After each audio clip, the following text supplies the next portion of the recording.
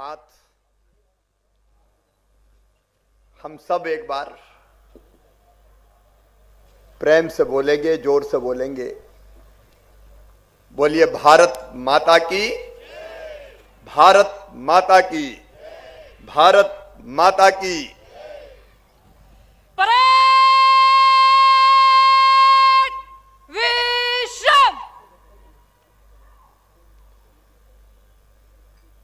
मेरे प्रिय प्रदेशवासियों,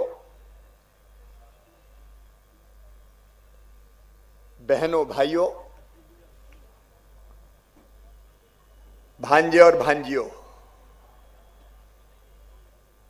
आप सबको गणतंत्र दिवस पर हार्दिक शुभकामनाएं और प्रणाम उनको भी जिन्होंने देश को आजाद कराने के लिए अपना सर्वस्व न्यौछावर कर दिया। अभी 23 जनवरी को नेताजी सुभाष चंद्र बोस की 125वीं जयंती थी। भारत माता के ऐसे सपूत जिन्होंने केवल देश में नहीं, विदेश की धरती पर जाकर आजाद हिंद फौज का गठन किया।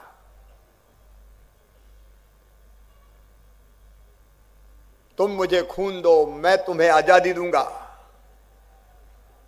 के मंत्र का उद्घोष करते हुए अगर देश की पवित्र धरती पर तिरंगा सबसे पहले फहराया था आजाद भारत में, तो नेताजी सुभाष चंद्र बोस ने। मैं उनके चरणों में श्रद्धा सहित प्रणाम करता हूं। सभी अमर शहीदों को प्रणाम करता हूं। मैं अमर शहीदों का चारण, उनके यश गाया करता हूं। जो कर्ज राष्ट्र ने खाया है, मैं उसे चुकाया करता हूं। मित्रों, हम ना भूलें उनको जिन्होंने अपना सर्वस्व न्यौछावर कर दिया। पूजे न गए शहीद तो फिर ये मंत्र कौन अपनाएगा? तोपों के मुंह से कौन अकल? छातियां अपनी अड़ाएगा? चूमेगा फंदे कौन? गोलियां कौन वक्ष पर खाएगा? अपने हाथों, अपने मस्तक फिर आगे कौन बढ़ाएगा? पूजे न गए ये वीर तो फिर ये बीज कहां से आएगा? धरती को मां कहकर माटी माथे से कौन लगाएगा? मित्रों, अद्भुत देश है हमारा, अत्यंत प्राचीन और महान राष्ट्र है हमारा। जब दुनिया के पश्चिम के राष्ट्रों में सभ्यता के सूर्य का उदय नहीं हुआ था, तब हमारे देश में वेदों की ऋचाएं रच दी गई थी। यह धरती वो धरती है। दुनिया ने तो संयुक्त राष्ट्र संघ द्वितीय विश्व युद्ध के बाद बनाया, लेकिन भारत ने हजारों साल पहले कह दिया था, अयम निजम पराबेत्ति गणना लघुचेत साम उदार चरिता नाम तू वसुदैव कुटुंबकम।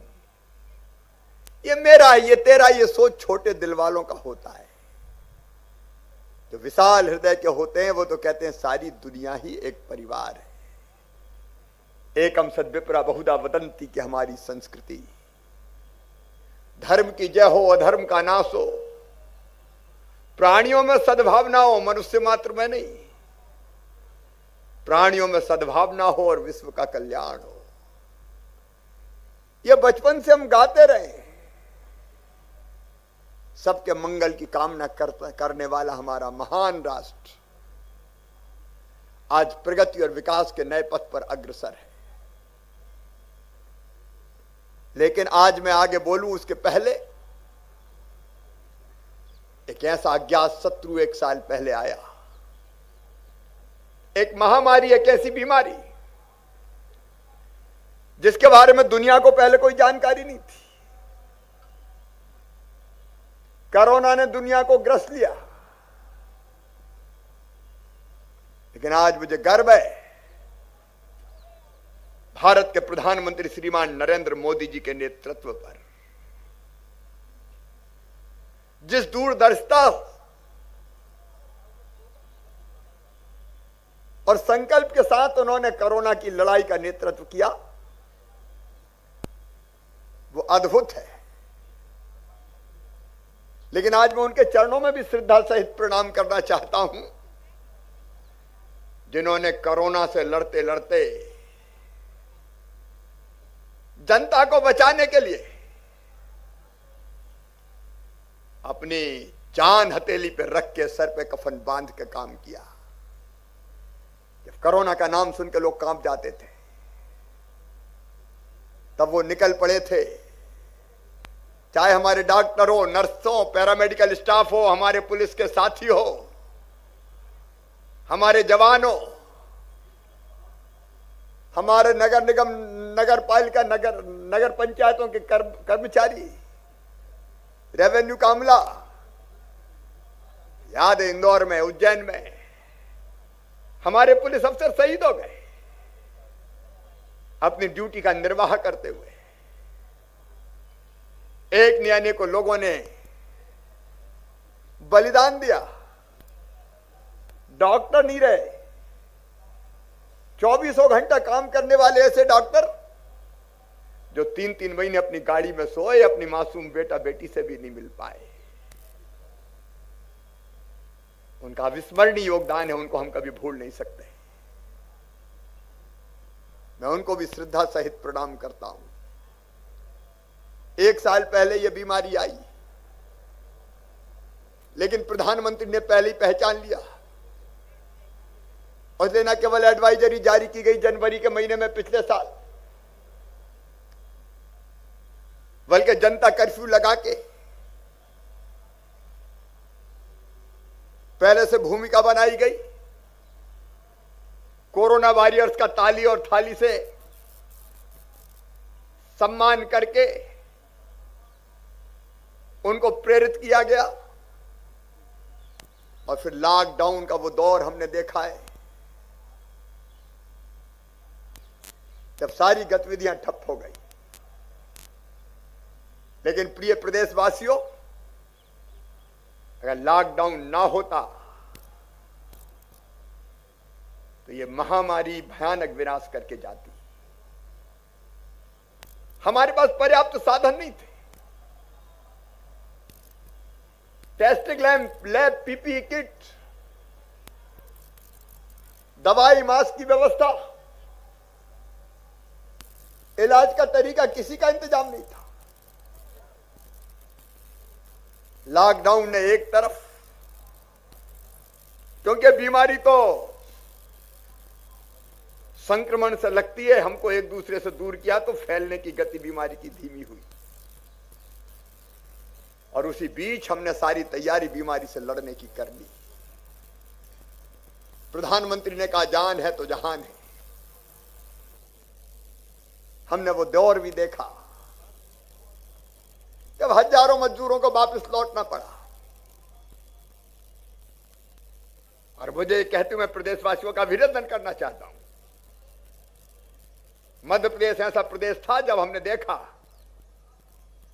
कि प्रदेश के मजदूर तो वापस आ रहे हैं, दूसरे प्रदेशों में जाने वाले मजदूर भी हमारे प्रदेश से होकर गुजर रहे हैं। हमने तय किया कि पैदल नहीं चलेंगे। बसों की व्यवस्था, जगह जगह चाय, नाश्ता, भोजन, दवाइयां, नंगे पैर अगर कहीं थे तो जूते चप्पल का इंतजाम पहनने के लिए पैरों में। प्रदेशवासियों के सहयोग से हमने उनकी हर संभव सेवा करने की कोशिश की। फिर प्रधानमंत्री जी ने कहा कि जान भी है और जहान भी है। आर्थिक गतिविधियां शुरू हुई, कुछ प्रतिबंधों के साथ शुरू हुई। मैं तो चौथी बार कोरोना ही में मुख्यमंत्री बना। लड़ने की कोई व्यवस्था नहीं थी, लेकिन हमने धैर्य नहीं खोया। मुझे याद है जब मैं पहले दिन 23 मार्च को शपथ लेकर वल्लभ भवन गया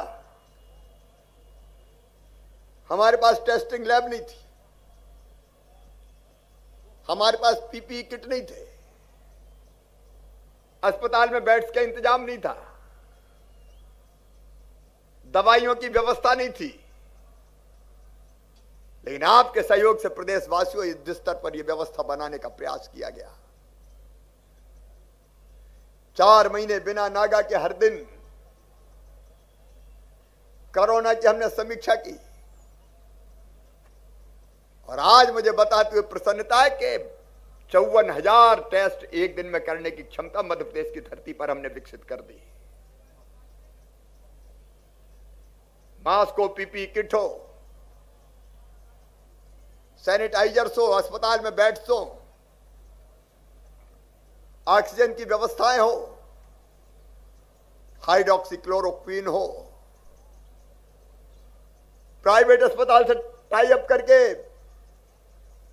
इलाज की बेहतर व्यवस्था हो, हमने किसी चीज में कमी नहीं छोड़ी। और मेरे बहनों और भाइयों, वो सारी व्यवस्थाएं बनाते हुए आज हम इस मोड़ पर पहुंचे कि कोरोना से रिकवरी की दर हमारी 96.6% हो चुकी है और मृत्यु का आंकड़ा 1.5% के नीचे